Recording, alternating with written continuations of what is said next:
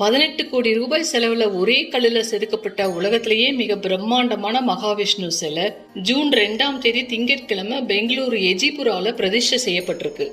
இந்த மகாவிஷ்ணு சிலையோட சிறப்பு அம்சங்கள் குறித்தும் உருவான பின்னணி குறித்தும் பார்க்கலாம்.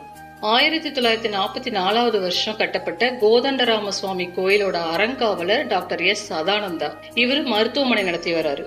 திருப்பதி திருமலை தேவஸ்தான அறக்கட்டளை குழுவினர் கோதண்டராம சுவாமி கோயிலுக்கு வந்தப்போ கோயில் முன்புறம் பிரம்மாண்டமான விஷ்ணு சிலையை வச்சா சிறப்பா இருக்கும்னு சொல்றாங்க. அதைத் தொடர்ந்து ஒரே கல்லுல பல சிறப்பம்சங்களை கொண்ட விஷ்ணு சிலையை அமைக்க முடிவு எடுக்கிறாங்க. இதற்கான கருங்கல் தேடும் பணியை தொடங்கியது கோதண்டராம சுவாமி கோயில் நிர்வாகம். தமிழ்நாட்டுல திருவண்ணாமலை மாவட்டம் வந்தவாசி பக்கத்துல கோரக்கோட்டை கிராமத்துல உள்ள ஒரு குன்றுல சிலை அமைப்பதற்கான தகுதியான கல்லு கிடைச்சிருக்கு. இதற்கு மத்திய புவியியல் மற்றும் சுரங்கத்துறையினரிடம் அனுமதி வாங்கிட்டு சிலை வடிப்பதற்கான பணியை தொடங்கினாங்க. 2014 அக்டோபர் மாசம் வந்த ராஜேந்திர ஆச்சாரி தலைமையிலான 20 கலைஞர்கள் விஷ்ணு சிலையை செதுக்கும் பணியை கோரக்கோட்டையில ஆரம்பிச்சாங்க. திருவண்ணாமலையில விஷ்ணுவோட முகம் மட்டும் செதுக்கப்பட்டு இந்த 420 டன் எடையுள்ள ஒற்றைக்கல் 240 சக்கர லாரியில 2018 வருஷம் அனுப்பி வைக்கிறாங்க.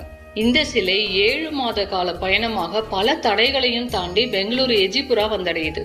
அதன் பிறகு 3 வருட காலங்களாக நிறைய சிற்பிகள் விஷ்ணுவின் திருமேனியை முழுவதுமாக செதுக்கியிருக்காங்க.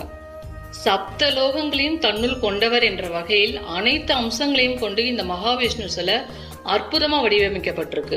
7 தலைகளுடன் ஆதிசேஷன், அதற்கு மேல் அர்ஜுனன் தேர் விதானம், 11 கைகளுடைய விஸ்வரூப மகாவிஷ்ணு, இடதுபுறம் பரமேஸ்வரர், நரசிம்மர், சண்முகர், விநாயகர், ரிஷிமுனிவர் மற்றும் வலதுபுறம் பிரம்மா, அக்னி, கருடன், ரிஷிமுனி கொண்டு நடுநாயகனாக மகாவிஷ்ணு திகழ்கிறார்.